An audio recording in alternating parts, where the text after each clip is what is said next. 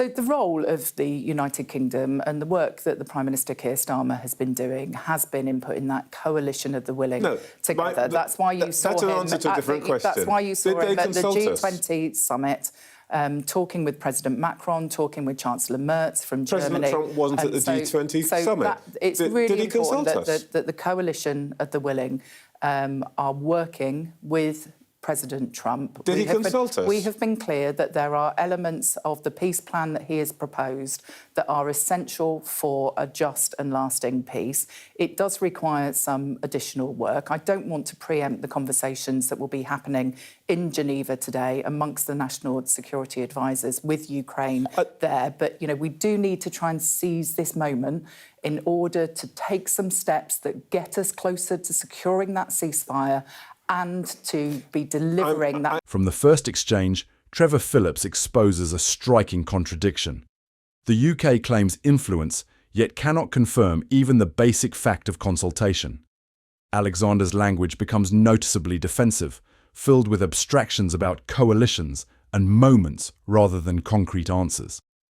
It is the classic symptom of a government caught off guard by an ally's unilateral move. Phillips sees the gap immediately, and he doesn't let it go.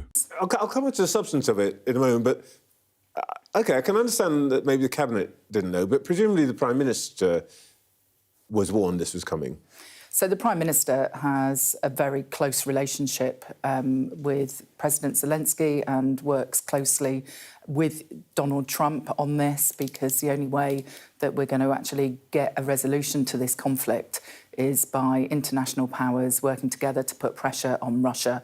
There has been one side in this conflict, Trevor, that could... There's one side in this conflict. That's not quite the same thing as saying he was consulted before. There's one side in this conflict, Trevor, that could bring an end to the harrowing images that we're seeing on our television screens, and that's Russia, and their actions haven't lived up to their words on this, because they've been firing drones, precision-guided missiles into Ukraine over recent weeks. That's killing and maiming innocent children and the elderly. Look, I understand all of that. But what we are concerned about, principally, is what is our role here?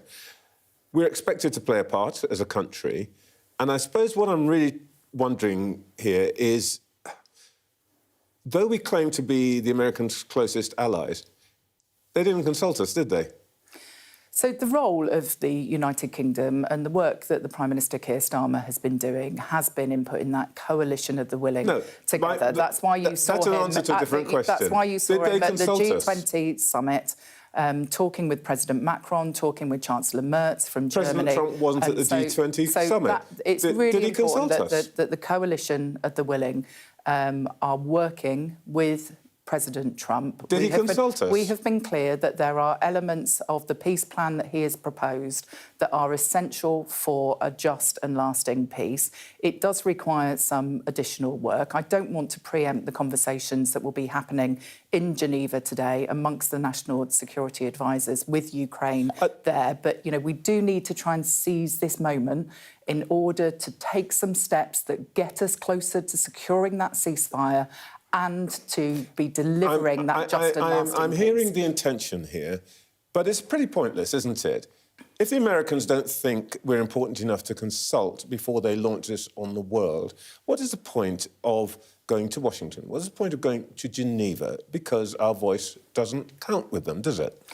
I think it does count with them. And actually, if you listen to some of the comments of Marco Rubio when he was talking about the role that Jonathan Powell played in discussions about securing a ceasefire in Gaza in the Middle East, he spoke very highly and very positively of the role that the UK played in that. And so I think our relationship with the US is one of seeking to influence, to facilitate that dialogue with other global leaders, which is exactly what the Prime Minister was doing when he was in Johannesburg at the G20 yesterday. And as I say, there are going to be those really critical discussions in Geneva. When Jonathan Powell goes to Geneva, is he going to be saying to Mr Rubio and the others, we don't like this plan?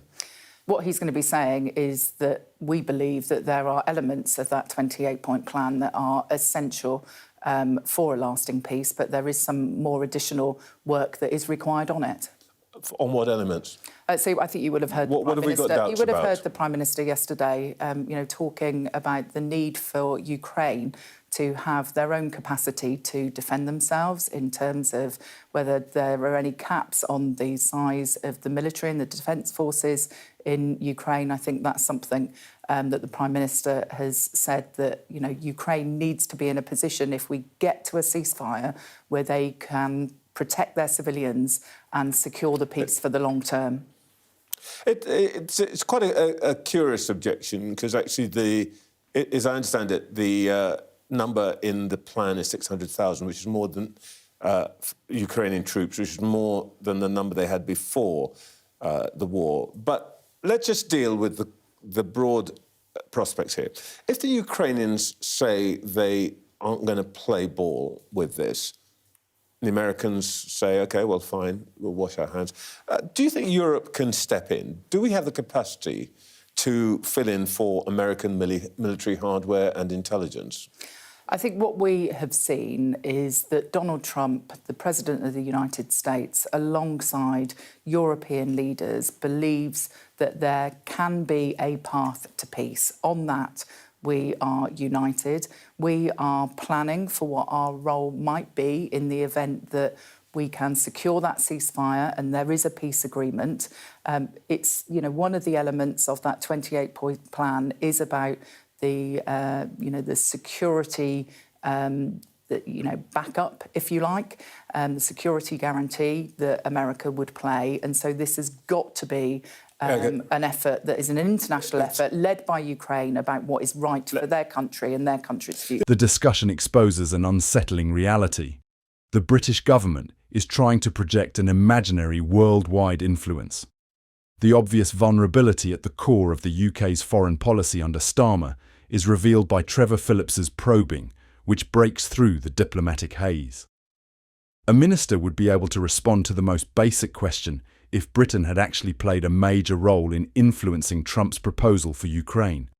Were we consulted? Heidi Alexander hates to say no and is unable to say yes. Phrases like coalition of the willing, seizing the moment, and additional work needed form the basis of her entire case, but none of them hide the fact that Phillips points out the UK is responding, not taking the lead. Phillips' criticism is potent because it captures a deeper issue that many foreign policy analysts have. Being caught off guard by America's most significant geopolitical proposition in years is very damning for a government that says it has rebuilt Britain's reputation on the international scene. Alexander's repeated references to his meetings with Macron and Merz only serve to highlight the fact that Trump is the one spearheading this scheme and was not present. Phillips shuts down Alexander's attempt to increase Britain's power by bringing up Marco Rubio's commendation of Jonathan Powell. Praise is not consultation. Receiving praise does not equate to being asked to influence policy. Furthermore, tactically, what matters is whether Washington views Britain as necessary or optional, not how kind Rubio's remarks were. Phillips' question on whether Europe could take the place of the US in the event that Ukraine rejects the proposal is the most illuminating. Alexander's response merely provides hazy guarantees regarding cooperation and preparation. She is unable to respond to the true question since the answer is clear. Europe cannot take the place of the United States. Not in military assistance, not in terms of IQ, not as a deterrent. Trevor Phillips challenges the unsettling reality that Britain is actually sitting in the waiting room while feigning to be at the table. His inquiries highlight the disconnect between rhetoric and reality and reveal a government more concerned with controlling public opinion than facing geopolitical realities.